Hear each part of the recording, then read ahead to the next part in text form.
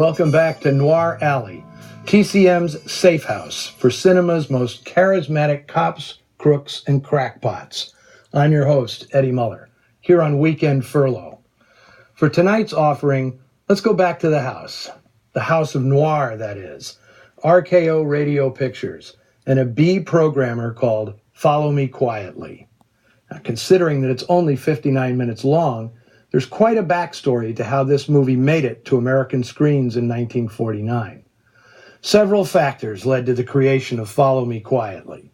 In May of 1948, Howard Hughes gained control of RKO, ushering in an era of non-stop financial and emotional instability.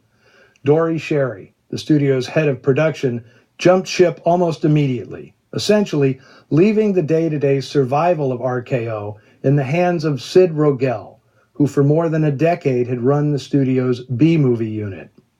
Through all of RKO's twisting fortunes, the B unit held the tiller steady and continued to turn out profitable films. And Sid Rogel was the hard-headed and tight-fisted boss of the Bs. Once Hughes assumed control, Rogel's job became more critical as production of costly top-tier movies basically stopped. In early '49, Rogel was hard up for simple, small-budgeted projects that could help keep the studio above a rising tide of red ink. Now, Rogel had noted the unexpected success of a picture called He Walked by Night, made for a new studio, Eagle Lion. It was a police procedural, made in the so-called semi-documentary style, about the manhunt for a renegade killer. Something about the idea seemed familiar to Rogel. From his files, he pulled an aborted project from 1947, one he'd given to writer Martin Racken to turn into a finished script. Only it never happened, given all that fuss that had erupted with Hughes taking over the studio. The original story, Follow Me Quietly, by Francis Rosenwald and Anthony Mann, was first bought by producer Jack Rather, who'd intended to make it as part of a multi-picture deal with Allied Artists, with Don Castle in the lead role. Rogel bought the story from Rather, expecting to have Anthony Mann make it at RKO, where the director had made several sturdy B pictures, including his most recent, 1947's Desperate, which displayed genuine brilliance on a virtually non-existent budget.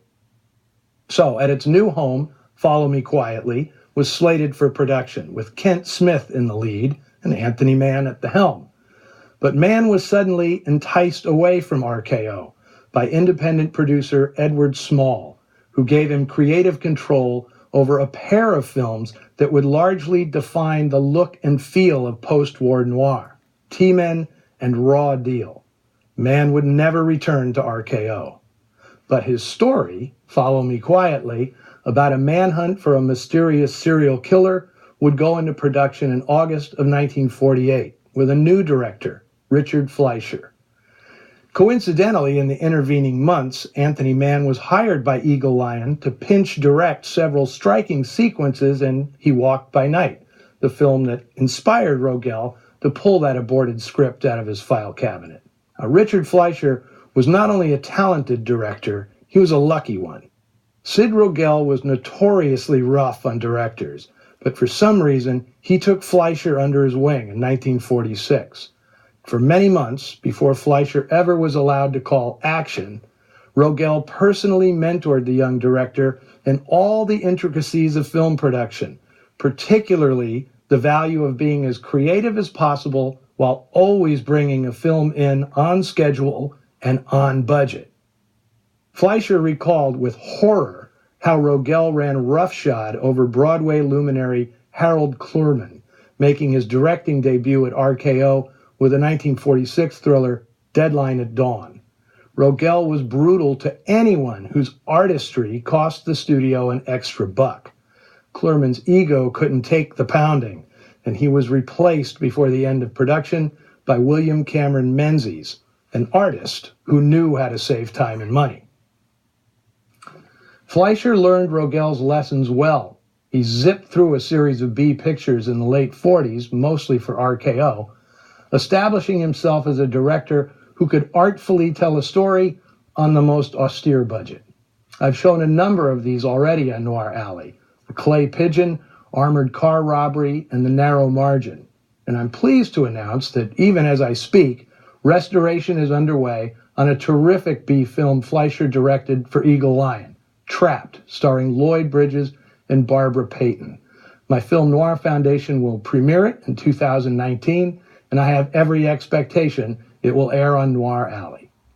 That film also has a connection to Anthony Mann, as it's clearly inspired by his sleeper hit of 1947, T-Men.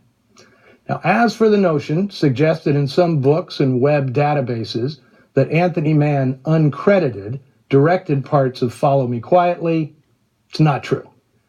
His only connection to this film is as the co-writer of the original story. And although he was still early in his career, Dick Fleischer didn't need help directing movies, as will be abundantly clear from several thrilling sequences in this film. The shooting script is by Lily Hayward, who started writing for pictures in the early 20s. She'd come to Hollywood from Minnesota with her sister, both determined to be actresses.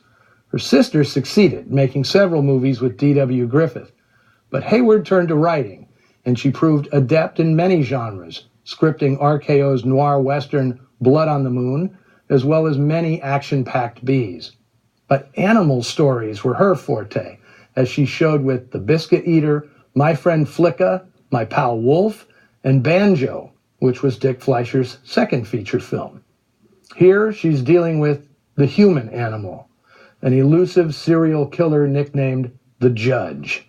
And our hero, played by William Lundigan, resorts to some unusual tactics to track down his prey. From 1949, Follow Me Quietly.